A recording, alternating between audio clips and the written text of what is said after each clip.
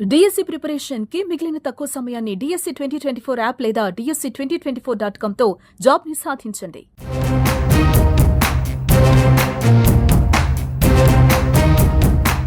మోదీ రాక సందర్భంగా అమరావతి మొత్తం కూడా పచ్చదనంతో నిండిపోయింది. ఎక్కడికక్కడ అంటే ఇప్పుడు వరకు కాంక్రీట్ జంగిల్ అని అందరూ కూడా పిలిచేవాళ్ళు, కానీ కాంక్రీట్ జంగిల్ కాదు, ఇదంతా కూడా పచ్చటి హరితహారం లాగా తీర్చిదిద్దారు. మనం చూడొచ్చు ప్రస్తుతం సీడ్ యాక్సెస్ రోడ్డు నా వెనకాల.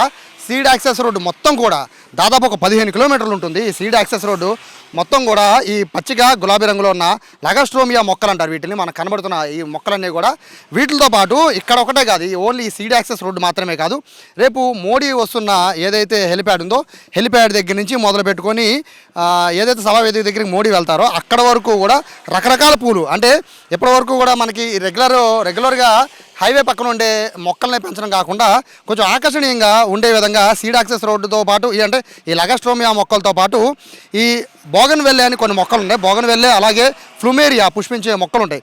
సో దీనికోసం ప్రత్యేకంగా ఆ మొక్కల్ని తెప్పించి ఆ మొక్కల్ని మొత్తం రోడ్డుకి 2 వైపులా కూడా నాటారు CRD అధికారులు. దీంతోపాటు మొత్తం ఈ గ్రీనరీ మొత్తం కూడా అంటే మోడీ రావడం కోసం మాత్రమే కాదు, దాదాపు 5 లక్షల మంది ప్రజలంతా కూడా ఈ సభావేదిక దగ్గరికి వస్తారు కాబట్టి అందరికీ చూడ్డానికి ఆహ్లాదకరంగా ఉండాలి అనే కాన్సెప్ట్తో ఇక్కడ మనం చూస్తున్న ఈ పూల మొక్కలన్నింటినీ కూడా పెంచారు. బేసిక్గా రోడ్లకైతే చెట్లు అనేది నాటడం చాలా కామను, బట్ ఈ పూల మొక్కలతో ఎంతో ఆకర్షణీయంగా ఉన్న పరిస్థితి కనబడుతోంది. అయితే ఈ రోడ్డు కేవలం ఈ మనం చూస్తున్న సీడ్ యాక్సెస్ రోడ్డు మాత్రమే కాదు, ఇటు మందడం నుంచి సచివాలయం నుంచి ప్రజావేదిక వెళ్ళే వరకు ఏదైతే అక్కడ సభ జరుగుతుందో ఆ వేదిక దగ్గరికి వెళ్ళేంత వరకు కూడా పూర్తిగా మొత్తం గ్రీనరీ, ఎటు చూసినా పూర్తిగా గ్రీనరీ కనబడే విధంగా ఏర్పాట్లు చేశారు. ఇప్పటివరకు కూడా ఒక హోర్డింగ్లన్నీ కూడా ఎక్కడికైనా ఒక సభా వేదిక దగ్గరికి రావాలి, పెద్ద పెద్ద హోర్డింగ్స్ దర్శనం వేస్తాయి. అలా కాకుండా ఇక్కడ హోర్డింగ్స్ పెద్ద పెద్ద హోర్డింగ్స్ అన్నింటినీ పక్కన పెట్టేశారు. కేవలం పూల మొక్కలతో నింపేసిన పరిస్థితి కనబడుతోంది. ఒక విధంగా చెప్పాలంటే పచ్చటి పొలాల మధ్యలో కడుతున్న ఈ అమరావతి రాజధానికి అదే పచ్చటి మొక్కలతో మణిహారంగా ఒక హరితహారంగా దీన్ని తీర్చిదిద్దే ఏర్పాట్లు అయితే ఇక్కడ CRD అధికారులు చేశారని చెప్పుకోవచ్చు. మొత్తం అంతా కూడా ఒకప్పుడు అంటే ఒక సంవత్సరం క్రితం వరకు ఇదే సీడ్ యాక్సెస్ రోడ్లో కేవలం అంటే ఇక్కడ మందడం కానీ వెలగపూడి కానీ సో ఈ తుళ్ళూరు కానీ ఈ ప్రజలంతా కూడా ఈ రోడ్లో నుంచి విజయవాడ వెళ్ళడానికి మాత్రమే సీడ్ యాక్సెస్ రోడ్ను ఉపయోగించుకునేవాళ్ళు.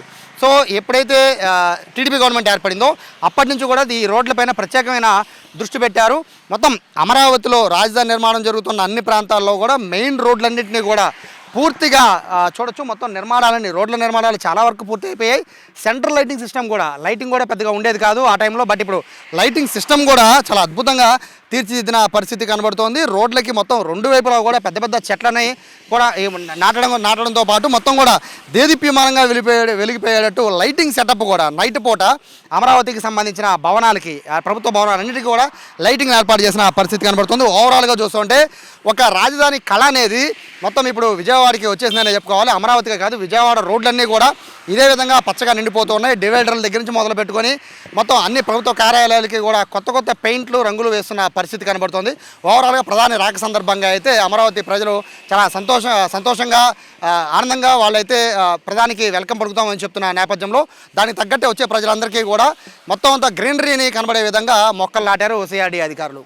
కెమెరా పర్సన్ కృష్ణతో సాయి, సుమన్ టీవీ, అమరావతి నుంచి.